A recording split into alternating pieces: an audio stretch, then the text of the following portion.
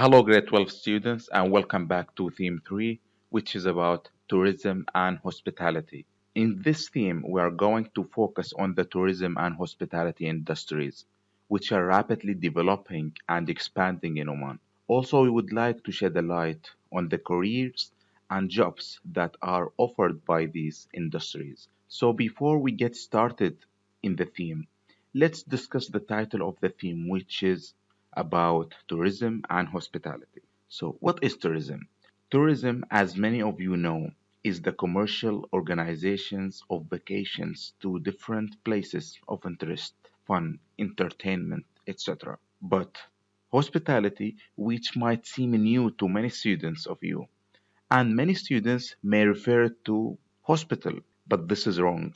So be careful with using such a word. Hospitality is the friendly reception and treatment of visitors and guests in order to make them feel welcome. So there are different examples of different organizations and institutes that are interested in tourism and hospitality industries. And these organizations are like the Oman Tourism OTC and the National Hospitality Institute, NHI. Well, now look at the picture and I want your comment on who are these people in the picture? Where are they? And what are they doing? Well, we can assume that these are students with their trainer at the National Hospitality Institute in Muscat. The students are called trainees and they are trained to be chefs. Chefs means professional cooks. So this is regarding the picture. Now let's move to activity number 2 on the same page. And we have a short text with different words and phrases in bold. You need to read the text to get the main idea of the theme about tourism and hospitality and try to find out the meanings of words in bold. Try to guess the meanings and you can use your own dictionaries to look up some words. They differ in their meanings, so I have provided you with the words and their meanings in English. You can pause the video and review them. Try to guess their meanings by understanding the context. Also, here are different words with their definitions in Arabic and English. Well, moving to Unit 1, which is called A Warm Welcome. I would like you to think about this title, A Warm Welcome, and link it to the main title of Theme 3, which is Tourism and Hospitality. Are there any relationships between the two titles when I ask you to give your tourist or a guest a warm welcome? Can you see the point? I'm trying to explain to you, dear students, the importance of welcoming tourists who come to our country as it is part of our Omani culture to show respect and welcome others. Therefore, as we can see in activity 1, that the popular newspaper, the New York Times, has listed Oman as number 20 of top 52 tourist destinations in the world. So my question to you, what makes Oman so popular with tourists? And there are different reasons. Because of wonderful scenery that Oman has, and because of friendly people in Oman, variety of things to see and do in Oman. And also, the most important thing that Oman is a safe country where visitors can feel secure. So, before we move toward the activities, let me review with you the differences between skimming and scanning. So, as we can see here, that skimming it's about looking for important information without reading the whole text. A preview text features and read the first sentence, which is the topic sentence of each paragraph. But scanning is about answering right there questions. Find the keyword or number in the question. Move your eyes quickly across the text until you find the keyword or number, and we will study this later on. And also about looking for answer around the keyword. So, in brief, skimming can help us identify the place of the correct answer. By identifying the keywords, scanning will help us to write the correct answer. And here I'm targeting the questions with short answers that come in your final examinations or the class test that require you not more than 4 words, for example. So to develop these two skills, skimming and scanning, you need to practice reading as much as you can by answering lots of reading questions. So now let's move to activity number 2 and look at the question number 1, which says that Max's favorite place in Oman is. So as long we see the first name, which is Max, we can identify that this is Max, so the answer is here. And this is the importance of skimming. so we can make sure that the answer is there. So this is regarding answering this type of questions. Now let's move to the activities 2, 3, and 4 and see the correct answers. Try using your skimming and scanning reading skills to answer these questions. Then, moving to activity number 3, try to find the words in the text and guess their meanings and match them to the correct definitions. Again, in activity number 4, try to use the same words in activity number 3 to fill in the gaps with the correct words. This activity is very useful for you to develop your vocabulary. So now you can stop the video and answer the questions before I answer it for you. So here are the answers to the questions. You can check your answers. Let's move to activity number 3 in your workbook and read the narrative text about a visitor's experience at the Dolphin Center in Dubai.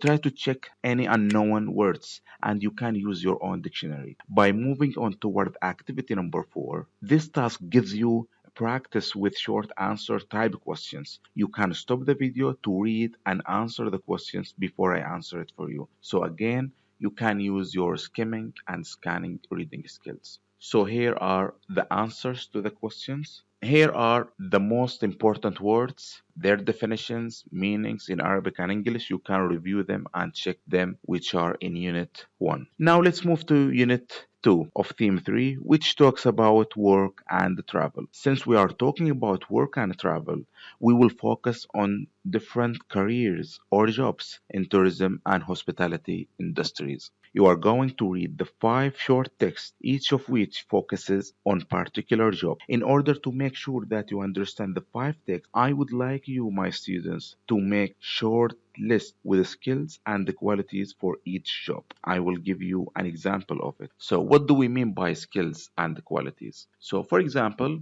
text A, hotel managers. From reading the first text, you can identify the most important skills and the qualities that hotel managers should have. So I have underlined for you the most important skills and the qualities. Move to activity number 2 to match between each job with their responsibilities. And here responsibilities means what? It means the fact of having duties with something or control over something or someone. To be responsible for something, it means that you have different duties that you need to take care of and also you have a control over that place. So try to match up between the words, between the definitions or the responsibilities from A to E. So here are the answers to this question.